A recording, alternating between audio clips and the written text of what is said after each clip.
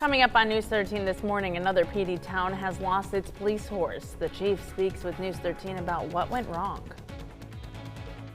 We're gonna have a party. Then Atlantic Beach swears in its newest mayor, putting an end to a 2023 election dispute.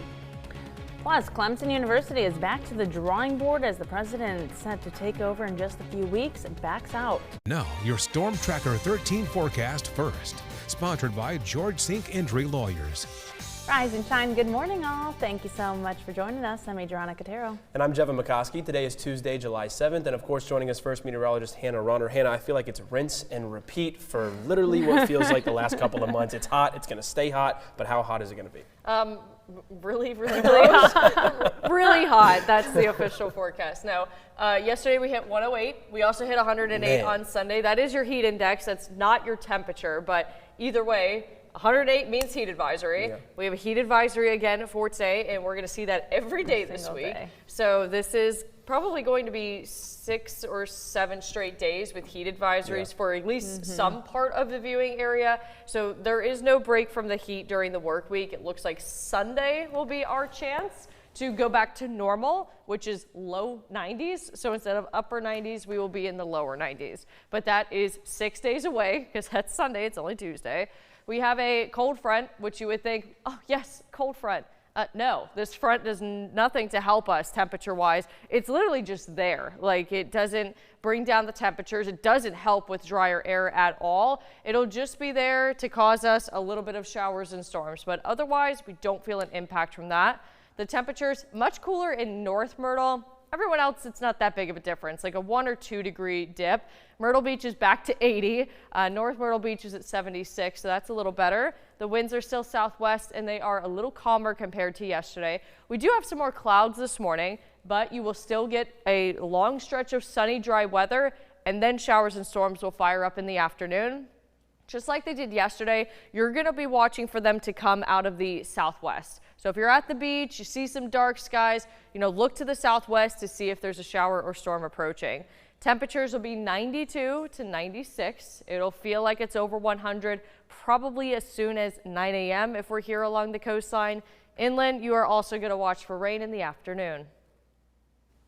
Hannah, thank you so much. First for you this morning, Atlantic Beach has a new mayor after a years-long challenge to a contested 2023 mayoral race. Last month, the South Carolina Supreme Court ordered the town's election commission to certify the initial 2023 election results, which showed Josephine Isom as the winner over John David. The years-long dispute centered on allegations of voter fraud and contested provisional ballots. Isom wasted no time getting to business as leaders passed a budget for the town. Our main goal is to try to see if we can find our town finances, put it in order so we can do a feasible budget and run these 4 streets like it should be. We got some things here that we need to take care of, and I can't talk about them right now because we are trying to look into why they're that way.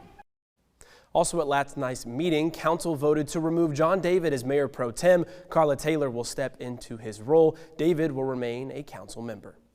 And News 13 speaking with the Johnsonville police chief just days after he and the entire police force announced they'll be handing in their badges. Chief Ron Douglas says the decision comes after city council denied his request for an $8,000 pay increase, each for him and his 2 officers. Well, the combined annual salaries for all 3 was $180,000.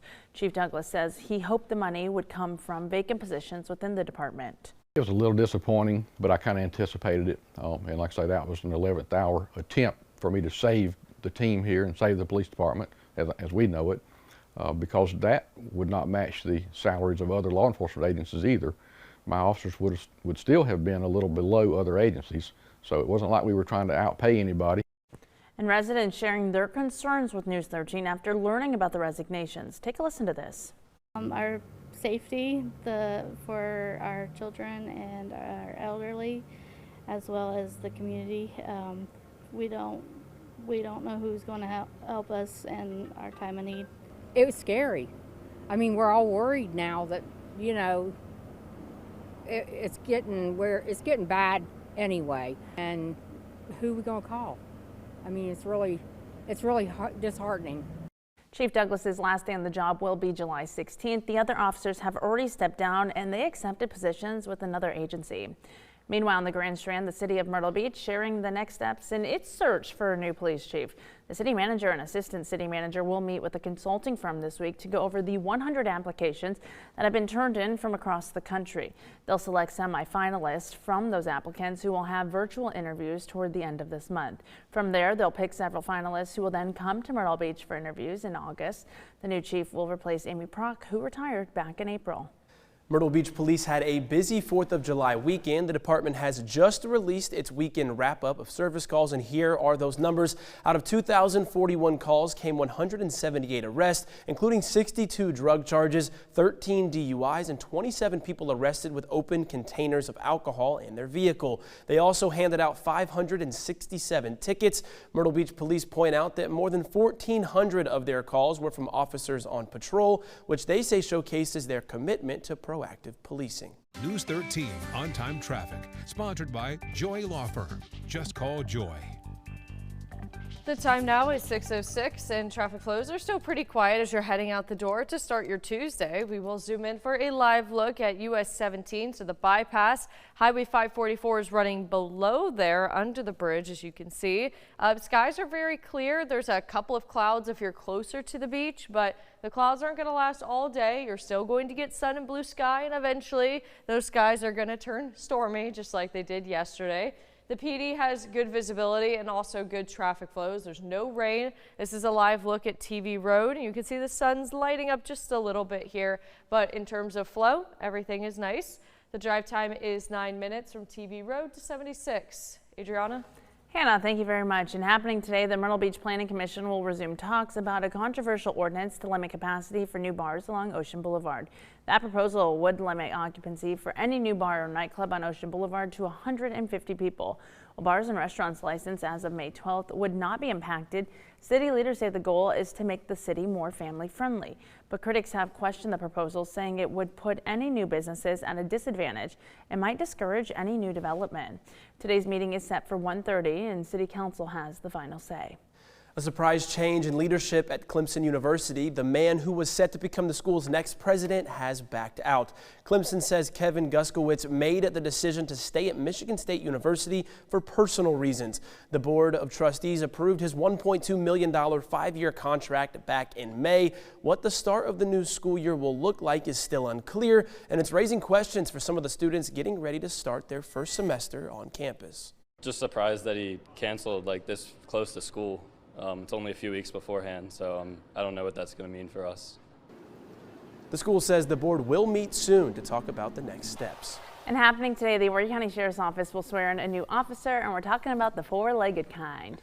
Mickey, a 4-year-old Czech Shepherd, will take the oath of office this morning at the Sheriff's Office in Conway, and he becomes the agency's first canine trained in apprehension. Mickey is also trained in tracking and drug detection and will help with the searches at J. Reuben Long Detention Center and high-risk traffic stops. He will also be there for officers serving warrants. That's right, and Mickey replaces Canine Brinko, who retired after 4 years with the Sheriff's Office.